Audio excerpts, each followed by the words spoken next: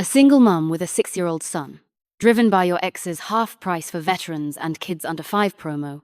You actually made your kid pretend to be a retired soldier. And when your ex noticed the kid looked uncannily like him, he yanked off his apron right then and there to rush to the hospital, only for your son to loudly demand he reveal his true form as the heavenly hound after you'd claimed his dad was a deity. But when the paternity test confirmed the blood relation, you realized the 6-year misunderstanding all came from you missing the second half of his sentence. I won't get anyone else pregnant. Kids under 5 and veterans get half off. I kept winking like mad at my 6-year-old. He said, "Hello, I'm a retired veteran.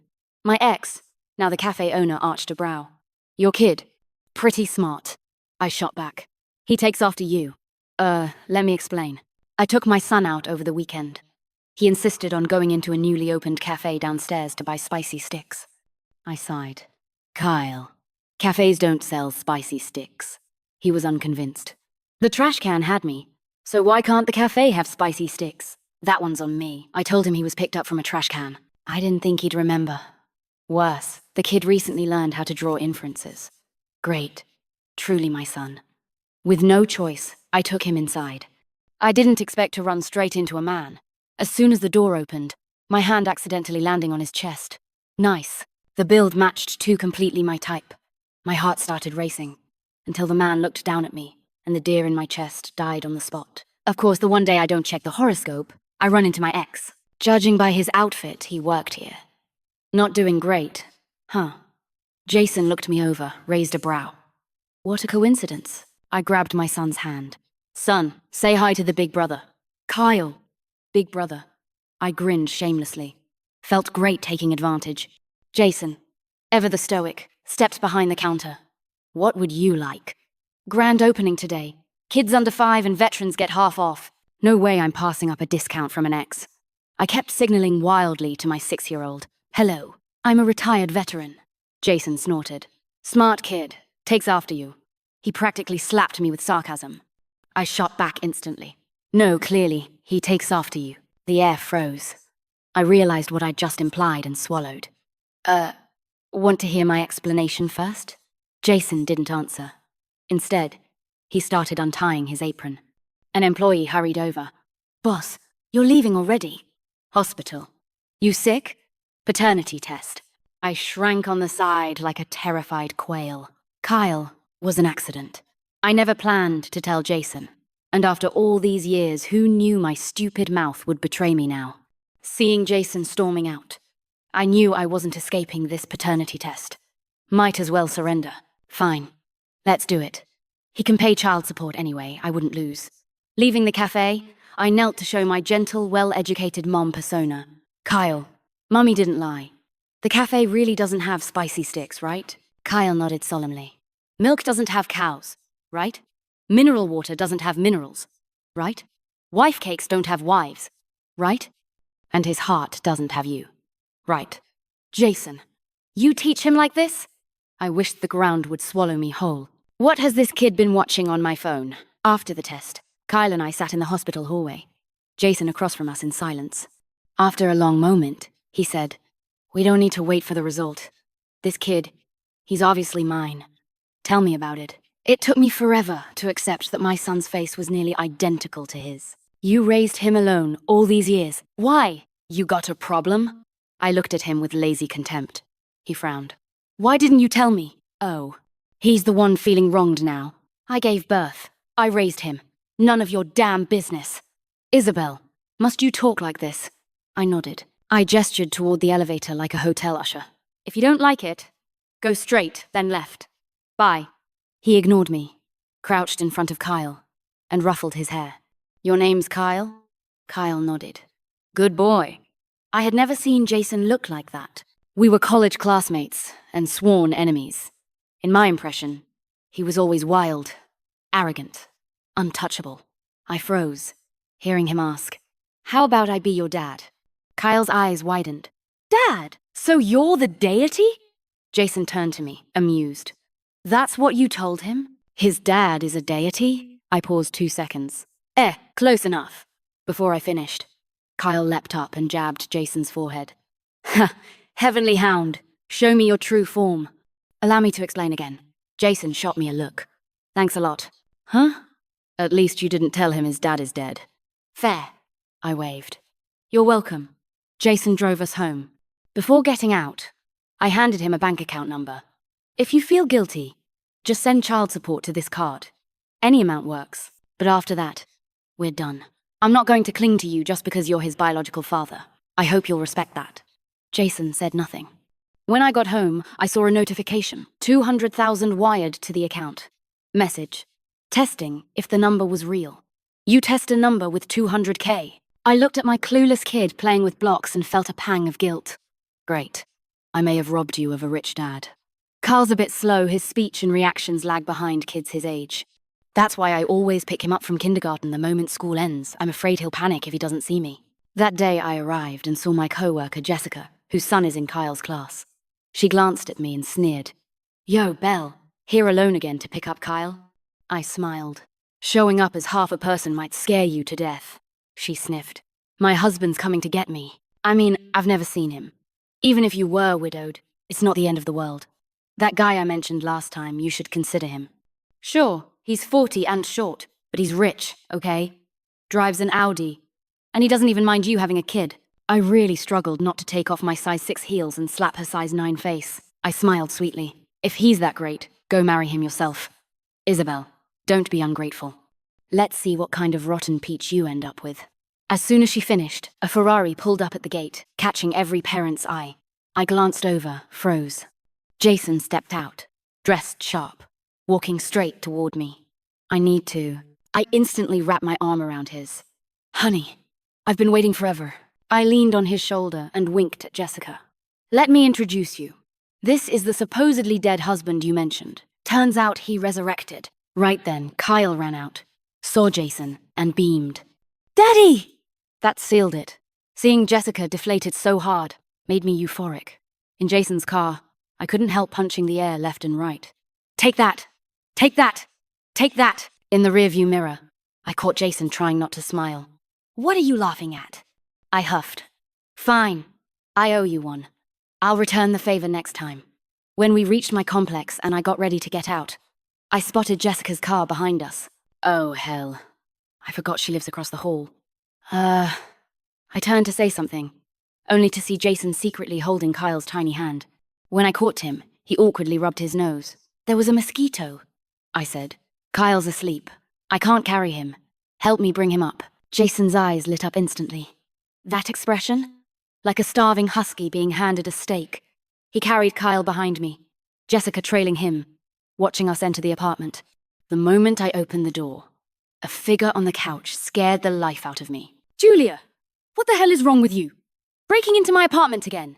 It was my chaotic best friend. She ignored me, and Jason rushed straight to Kyle like an addict and planted a loud kiss on him. Haven't seen you in 2 days, Godmom missed you. Single and child-obsessed.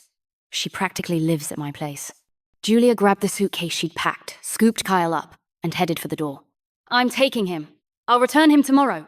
She only noticed Jason when leaving. Who's this? The escort you hired.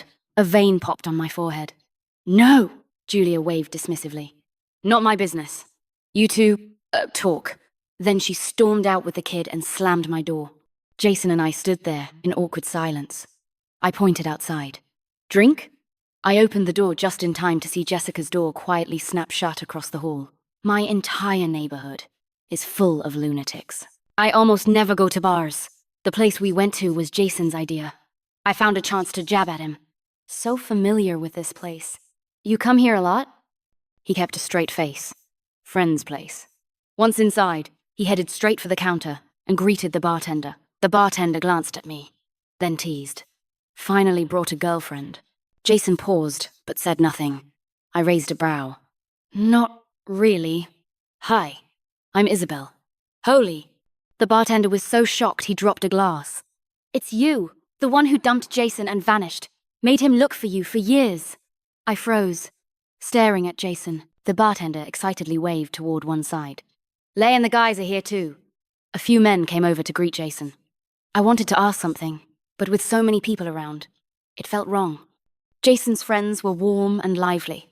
They happened to be playing Truth or Dare and invited us to join. Jason hadn't spoken yet. but I agreed instantly. Sure. I provoked him. What? You scared? He lifted a brow. I'll play. The moment we sat down, the air at the table tightened. First round, I spun the bottle. It landed on Jason. He chose truth. I sneered. How many ex-girlfriends have you had? I should be just one in a long line, right?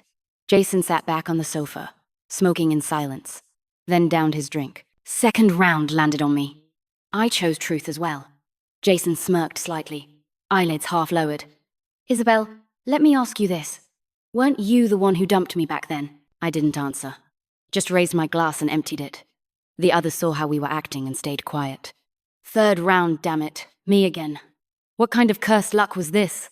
Scared of being asked something dangerous. I chose dare. Jason flicked his cigarette out. He suddenly straightened up, hands on his knees, looking at me. Say it again. The alcohol and smoke made my head spin. Say what? He let out a wicked little laugh. Say it again, husband. Before he even finished, the guys around us started cheering. I laughed, stood up, bent down in front of Jason, slipped an arm around his neck, leaned close to his ear, and breathed. Husband, satisfied? I felt his hand almost wrap around my waist, but I slipped back to my seat just in time. I met his gaze and arched my brow provocatively. He was always like this, always wicked. The first time I met Jason, I was a sophomore and he was a junior. We attended a student council gathering. From everyone's attitude toward him, it was obvious how admired he was. I sat diagonally across from him, openly staring. He really was stunning, sharp features, bold presence. He sat there like the world dimmed around him. Halfway through dinner, people got bored, and someone suggested a game. A senior girl took off a ring and said she'd hide it on someone.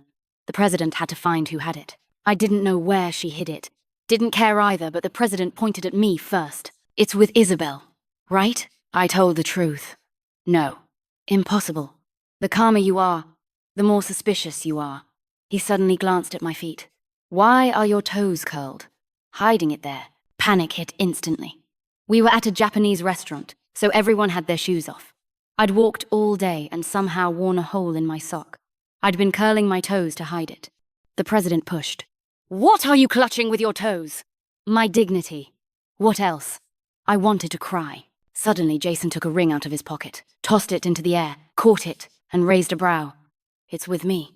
At that moment, he practically glowed. After dinner, we waited for cars outside. I saw him smoking alone on the roadside and casually walked over. Which department are you in? He glanced down at me from above. None of your business. Everyone laughed. I felt my temper flare, but I kept cool. I just wanted to remind you your zipper's down.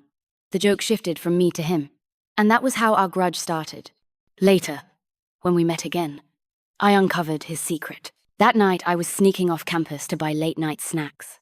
On my way back, I passed the boys' dorm and saw someone in a t-shirt and shorts wandering by the flower bed. I recognized Jason. Eyes unfocused. Not quite right. Curious. I tapped his shoulder. Hey, you.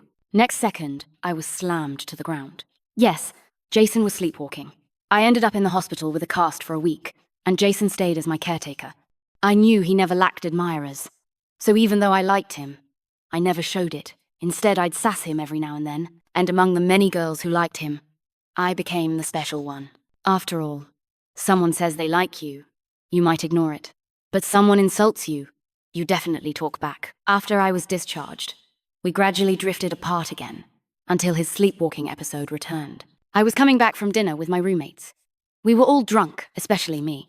From afar, I saw Jason wandering near the flower bed again. I pointed and told my roommates, "Look, my boyfriend is out seducing me again." I rolled up my sleeves. Watch me teach him a lesson. Fueled by liquid courage, thinking he wouldn't remember anything anyway, I went up and kissed him. Just one kiss to tease him, who knew? Instead of letting me run, Jason grabbed the back of my head and kissed me back fiercely. My mind went blank. I completely blacked out. The next day, when I woke to a flood of messages, I found out our passionate kiss by the flower bed had been photographed by the campus gossip page. It was already trending. I also found a message from Jason. "Come out. Let's talk." He'd been sleepwalking, so he definitely didn't know what really happened. I felt guilty but still forced myself out. He stood under a phoenix tree, frowning, cigarette between his fingers. After a drag, he looked at me, expression unreadable. Want a date? I froze, then said, sure. Why not? Maybe he just wanted to take responsibility. Somehow we ended up dating for 2 years. Honestly, pure karmic entanglement. Jason got drunk that night. I didn't know his address, and Kyle wasn't home, so I dragged Jason to my place and dumped him on the sofa. In the middle of the night, I woke up thirsty, staggered to the kitchen. As soon as I opened the fridge, someone grabbed me from behind. I almost kicked him before realizing it was Jason. He trapped me in his arms, head resting on my neck. His messy hair brushed my skin, sending chaos through my mind. Seriously sleepwalking in someone else's home? I shoved at his head, but he held me tight. I snapped. Sleepwalking again? Last time you sleepwalked, you assaulted me and paid with 2 years as my boyfriend. What's the compensation this time? If you keep talking, I'll toss you off the balcony. A soft laugh brushed my ear. His breath warmed my neck as he asked, puzzled, who told you I was sleepwalking that time? I froze, stunned. Jason released me and walked to the sofa. I stood there holding an empty cup. What did you just say? That campus headline night you weren't sleepwalking? Then why did you? Jason shrugged. I don't take losses. You kissed me first. I had to return the favor. A blaze shot straight to my head. I snapped and marched over. You kissed back like that while awake? Tsk. I gave him a pitying look and headed to my room. The next morning, Jason was cooking breakfast. A giant question mark hovered over my head. Why are you still here? Why are you still here? Jason, utterly lacking guest awareness, brought over fried eggs and motioned for me to sit. You said in the car last night you owed me a favor. I need you to pay it back now. I frowned. Out with it. Come with me to a banquet. He paused. Bring Kyle too. Buy one, get one free? Since when do favors come package deals? I snorted. Repaying my favor is my business. Your calculations are too loud. He wiped his hands, slow and calm. I just took out your trash and ran into your neighbor across the hall. She said the kindergarten has a parent meeting in a few days and asked if I'd attend. I said I would. Jason looked over, and I was already pouring him milk. I mean, I'm not at ease when I'm not near Kyle, so taking him along isn't impossible. Jason snorted. Isabel, you're still the same flexible when needed. I smiled. And you're still the same, taking every opportunity to wedge yourself in. The banquet Jason mentioned was a business alliance dinner disguised as a family gathering. CEOs brought wives and kids. He claimed he wouldn't fit in going alone. Yeah, right. Jason carried Kyle the whole time and never let go. Mr. Jack said, Mr. Jason, our companies cooperated well this year. Jason replied, how do you know this is my son? Mr. Aaron added, regarding that deal you mentioned last time, I'm still very interested. Jason said, I think my son looks a lot like me too. Mr. Juan said, I hear Mr. Jason has been looking into the restaurant business lately. Jason replied, yeah, my son is 6. I followed behind him eating the little cake Kyle gave me, rolling my eyes so hard they nearly flew into the ceiling. Then someone suddenly pointed at me. And this is? My brain was scrambling for an answer. Jason already smiled and answered for me. My wife. I froze, wanting to snap back, but unable to think of anything in time. Someone had already voiced their displeasure. Wife? Since when did my son get married and get himself a wife? Oh great, the evil stepmother had arrived. The Smith group wasn't small, and most of it was run by Jason's stepmother. I'd heard bits and pieces since college. She wore a luxurious dark gown, looking elegant yet imposing. She checked me out from head to toe, then frowned at Kyle. Jason, I introduced you to so many society ladies from good families, and you rejected all of them. What kind of spell did this woman put on you? And she even brings a son along who knows which bastard fathered him, and you're taking her in. I bit my leg to keep myself from laughing. First time I'd seen someone insult others while dragging in her own family tree. She wasn't Jason's mum, or mine. I didn't owe her politeness. I didn't hesitate. Pulled Kyle into my arms and looked at Jason with pitiful eyes. Didn't you say your mum was dead? That marrying you meant I wouldn't have to suffer under a mother-in-law? Jason actually thought seriously for 2 seconds. How about, give it 2 more years? Then added, at most 2 years. The whole place fell silent. His stepmother's face turned green. And I, barely holding back laughter, took the chance to wave at him, scoop up Kyle, and make a stylish exit. Back home, I was in a great mood. I showered and got ready to cuddle with Kyle for a movie. Then I turned and noticed heavy rain pouring outside. Kyle stood at the balcony window, staring out. Kyle, what are you looking at? Kyle pointed outside. Daddy! I froze, hurried to his side, looked in the direction he pointed, and saw a big black dog fighting a stray cat, Kyle said seriously. Daddy revealed his true form. For the first time, I regretted that stupid joke I'd told him. I really needed to sit him down and explain. I picked him up and reached for the curtains. Out of the corner of my eye, I saw someone standing under the street lamp downstairs, tall, drenched, lazy yet upright posture. Jason. He looked up at me through the rain, expression unreadable.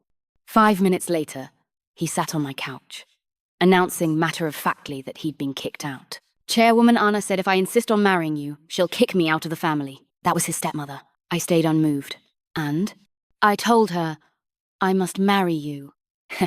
So because of you, I'm homeless, carless, asset, less you have to take responsibility. Ha!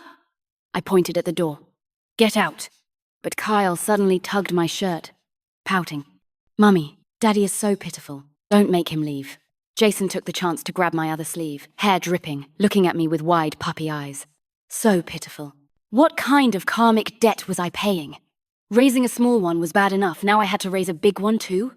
My shirt was tugged again. I looked down into Jason's eager eyes. If necessary, I can offer services to pay rent. Get out! Jason ended up staying anyway. I had work during the day, so he handled picking up and dropping off Kyle. He even cooked dinner so it was ready when I came home. No piles of dirty laundry, no messy house waiting for me. I sat on the couch watching TV while Jason played blocks with Kyle on the carpet. Everything felt unreal, false, but intoxicating. After putting Kyle to bed, I still wasn't sleepy. I opened a bottle of alcohol and watched a movie alone. A little buzzed, I saw Jason walk out of Kyle's room and sit cross-legged beside me. I leaned back lazily and glanced at him. What now? Afraid you'll drink too much. So what if I do? It's not like I'll fall into the toilet. Jason paused, then chuckled. Wouldn't be the first time.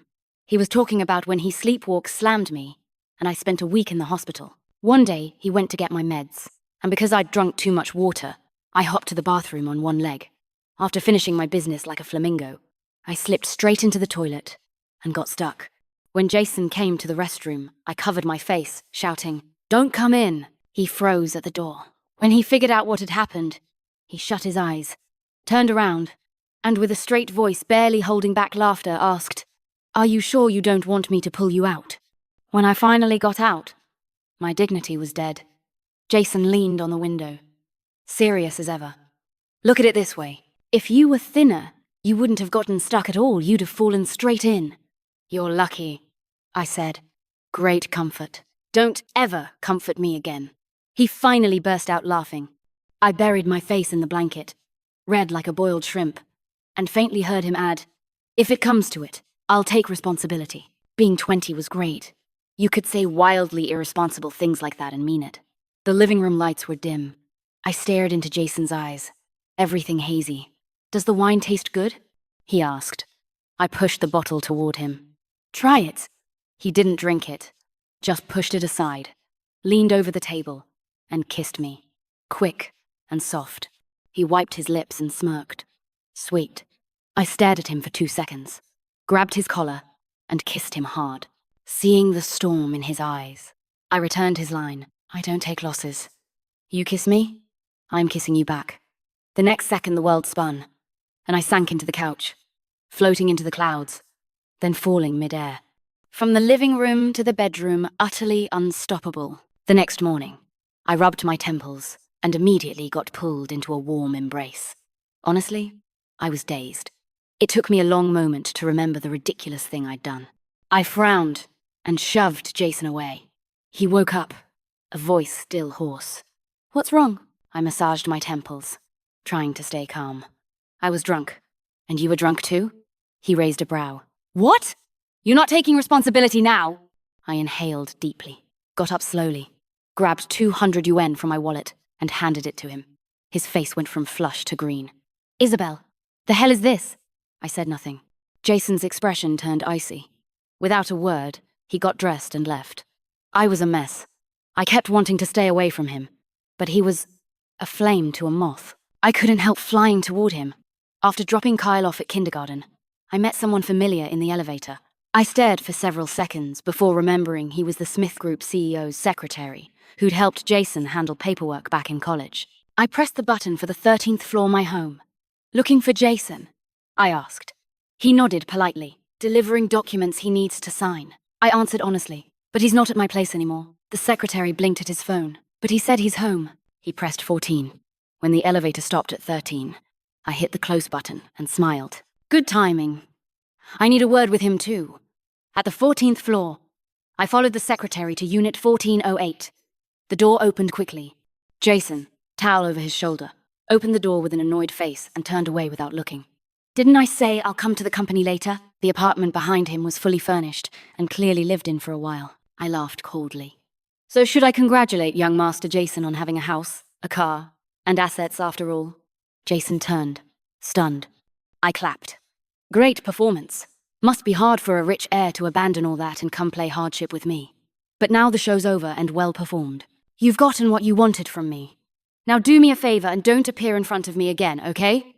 I shut the door with a smile and walked off without looking back. On the way home, I'd been feeling guilty, thinking of how devastated Jason looked when he left that morning. Turns out, the man wasn't suffering, just moving upstairs to enjoy being a rich young master again. So what the hell was he doing with me these days? Just because of the blood tie with Kyle?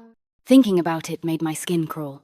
That night Kyle went to Julia's again, and I searched the house for alcohol, none left. The only bar I knew was the one Jason took me to last time. After some hesitation, I went. It was crowded Friday night. As soon as I sat down, the bartender recognized me. "Just you? Jason's not here?" I ordered several drinks. Nothing to do with him anymore. "Had a fight?" The bartender left his station, pulled a chair, and sat across from me. "Jason's got a bad temper, sure, but he really likes you. You know how I met him? At this bar. He got reported for harassing customers at the next table. Guess why he was harassing them? Because he was drunk and kept asking them if they knew Isabel." I stayed silent. He kept talking in bits and pieces. "You only came back to a city this year, right?" I froze. "How do you know?" "Because if you'd been here earlier, he would have found you sooner. He practically lived in bars, restaurants, amusement parks. Why? Hoping he'd run into you by chance. If I only heard that, maybe I would have been moved. Unfortunately, I'd raised Kyle alone for 6 years. I knew exactly why things were the way they were." I let out a self-mocking laugh. "You don't understand," I admit. During the first year Jason and I dated, I was happy. We were like any college couple, eating together, strolling around campus, hanging out on the track. He'd complain every time I suggested something, but he still enjoyed every minute. Then he graduated and took over the family business. I started working on my thesis. We talked less and less. Then later, I found out I was pregnant. I wanted to tell him. So, that day, I took a cab to his workplace, but he wasn't there. I heard he was out drinking with clients, so I took a cab there too. As soon as I arrived, someone was griping. Unbelievable. I was just fooling around. And now she's pregnant and demanding I take responsibility. Pain in the ass. The other men chimed in. Exactly. I didn't hear Jason's voice, so I breathed a tiny sigh of relief. But the next second, someone asked him, "Jason, what about you? If you accidentally knocked up a girl, would you take responsibility?" I couldn't help looking inside. Jason sat on the sofa, cigarette glowing between his fingers, face unreadable. The room was loud, but I clearly heard him say 2 words. "I wouldn't." In that moment, I fell into an ice pit. I don't remember how I left, just that the wind was freezing that night. So cold I couldn't even figure out which direction home was. We were barely talking back then. So I turned off my phone, finished my thesis defense, and flew abroad. I stayed overseas 5 years. People only knew Jason had looked for me. All that time seemed deeply devoted. I think he just couldn't stand being the one who got dumped and wanted an explanation. The bar was rowdy. Halfway through my drink, I decided to leave, but some guy stepped in front of me. "Hey, beautiful. Alone? Want a drink?" I wasn't in the mood. "No." I tried to go around him, but he kept blocking me. I was about to snap when someone suddenly pulled me to the side, glaring at the man with wild impatience. She said no. "You deaf?" It was Jason. Probably his friend tipped him off. I was here. The creep slinked away. I was about to leave too, but Jason grabbed my wrist. "Talk." "No need." Before I finished, he tossed me over his shoulder. I yelped and grabbed his shirt. "What are you doing?" He smirked. "I think it's necessary." He carried me into a narrow back alley, with barely any space between us. He asked, "Isabel, tell me honestly, what did I do so wrong that you had to avoid me for years?" I stayed silent. After a moment, I looked up. "Jason, you and I both know you only dated me because of that photo that got taken by accident. I was always on edge. Remember before graduation, when I barely ate?" He paused. "Yeah, I already had Kyle then. I wanted to tell you. I went looking for you, but you were drinking with those guys. Someone asked if you take responsibility if you got a girl pregnant. And I heard you say..." I took a breath. "I wouldn't." Jason stared at me, stunned. "You heard that?" I laughed bitterly. I wish my hearing had been worse. Jason suddenly whipped his head aside like something hit him hard. He took a sharp breath, then glared at me. "You heard what?" Why was he suddenly cursing? He pulled out his phone, dialed a number. Someone picked up quickly. "Bro? Long time no. Tell me right now what we said that night in the KTV room 6 years ago." 6 years ago? "Bro, that's you said you got a girl pregnant. Start from there." "Oh, yeah. I said she kept nagging me to take responsibility and it was annoying. Then I asked if you would. You said no." "See. Exactly what I heard. You said you wouldn't get other girls pregnant. Then everyone teased you. And I asked what you'd do if your girlfriend Isabel, right? Got pregnant. You said you'd marry her. Said you'd even prefer a daughter." Jason hung up instantly and stared at me. And just like that, I broke. Tears burst out uncontrollably. I'd spent all these years hiding for nothing. I remembered giving birth to Kyle alone overseas, raising him alone, teaching him to walk, to talk. When kids said he didn't have a dad, I didn't even dare breathe a word. Was I out of my mind? I cried so hard it was ugly. Jason sighed. "Don't cry." The moment he said that, I cried harder. People around us probably thought he was bullying me. One guy stepped up, eyeing Jason. "Hey, who are you to her?" Before Jason could speak, I wiped my ruined makeup and said, "My husband." Later, when I told Julia everything, she was quiet for a long time, then said, "Isabel, do you know why you and Jason wasted so many years?" I hung my head. "Because I'm stupid." She shook her head. "'Cause you're insecure." I froze, like she'd poked straight through my weakest spot. I didn't know what to say. Julia continued. "When I met you, you were already used to being alone. You said having Kyle was enough. You needed nothing else. But when you talked about college, all you ever mentioned was how bright Jason was. How many people liked him." She paused. "The first feeling of liking someone is insecurity. But Belle, you're strong, brave, and you deserve the best." The day of Kyle's parent meeting, Jason came to pick me up. In the car, I hesitated. I accidentally bragged in the parent group last night. I said my husband speaks 8 languages. You can handle that, right? Jason silently gave me a look. "If you want a husband who speaks 8 languages, it's too late to switch now." Before I could respond, Kyle stuck his head out from the back seat. "Daddy, yesterday, Xiaoming said his dad can swallow a sword. I said you can swallow poop. He wants to see it today, can you?" Jason looked between the two of us like life had no meaning. "I'm so done with you two." The day before we got our marriage certificate, a girl came to see me. She introduced herself like something straight out of a drama. 6 years ago, Jason and I were almost engaged. He refused because of you. Then he fought with his family and left to start his own business. He's been looking for you for 6 years. She looked me up and down. Don't get me wrong. I just wanted to see what kind of woman managed to tame him. He even opened a café in the area on purpose once he knew you were back. I stood there with a spatula, apron on, cooking for myself. Not the most glamorous look, but I wasn't scared. "So? Disappointed I beat you?" "Beat? I don't think so." She smiled.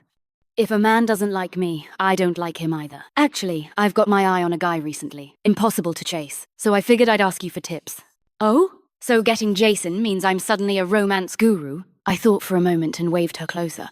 "Just one trick." She leaned in seriously. "Insult him to death. Men are all masochists. Standard." She looked doubtful. I nodded firmly. That night, Jason cornered me in the bathroom, arms crossed. "Don't tell me you actually think I like you because you insult me." "Then what? Because I'm pretty?" Jason leaned closer. "Do you know you blush every time you sass me?" "I do not." "It's cute. Hey, can he talk properly? I'm showering. What is he doing here?"